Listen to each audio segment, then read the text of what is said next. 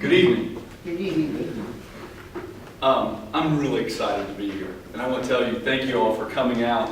I'm Brook Boehmler. I'm running for the mayor of Hampton, and a lot of people have questions where I come from, those type of things, so I'll try to go through that as quickly as possible. But the first thing, the reason why I'm so happy to be here in Hampton is because of that lovely lady right there, my wife. And I tell you, it makes me happy every morning to wake up, not only in this beautiful community, but with her, my lovely wife. So thank you, Carol, for supporting me and all my crazy ideas. I'm from Central Missouri.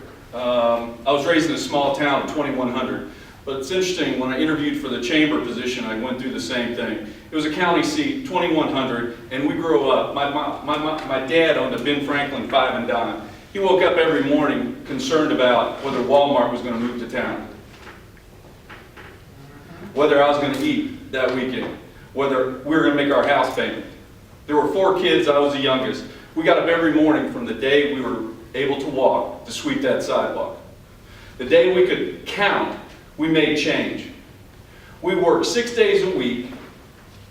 Fridays we were open till 8 p.m. And the biggest thing we could do is promote and to be the best possible little 5 and dime that we possibly could be. My dad worked very hard for me and my 3 siblings to go to college, except he did something different. He didn't pay for our college. He said, I'll give you a job and you can work and save your money. From the day we were born, young, we always worked in the store. Guess what we got paid? Half of the lowest paid person. No matter how old I was, we got half of the lowest paid person. And he looked at me and says, Dad, I got kids working, my schoolmates, making twice as much as I did. Why is that? He says, because I'm providing a roof and food. There's a lot of people from farms that understand what working hard is. And that means more than 40 hours a week. And I think one of the things that I came out of, I went to the Missouri State University, graduated with a Bachelor's of Science. My degree was in marketing with a minor in computer science. As soon as I graduated, I got a job. I worked all through school full time. I graduated in 4 years. My dad said, if you can't make it in 4 years, you're never going to make it, so you might as well drop out. So it was just incentivized to make it in 4 years. No 6-year, no 7-year program, it was 4 years or drop out. I got a job working 40 hours all through my college career. After that, I went to work and got the worst market possible. I sold computers. And I was the newest guy, and guess what industry they gave me? Working with lawyers, because no one else wanted to. I took that business, and in 2 years I ended up buying that business. We had offices in Little Rock, we had offices in Fayetteville, we had office even in Toronto, Canada. We went and continued to work throughout the computer industry, automating law firms. I then had the opportunity during that time to invest in many businesses. I had a sports publishing business, I had a consulting business, I had, believe it or not, a shoe shine stand with 4 employees. I did anything I could to continue to push my kids to make sure they had an education and had all the opportunities I had. We had the opportunity to move to Albuquerque, New Mexico on a software deal. My partner out there lived in Albuquerque. We moved out there, and then we continued to grow. We grew it up to 250 employees, sold out in 2001 to a company called Thompson West, which now is Thomson Reuters. I came here, I retired in 2005. I came here because my dad, family, grandfather, and great-grandfather lived here, and my mother was from Iowa Falls. They wanted to make sure that I knew, and my sister knew, where all of our graves were. And they're in Hampton Cemetery, Iowa Falls Cemetery, and Alden Cemetery. And they wanted to make sure we decorated graves and paid respect to what came before us.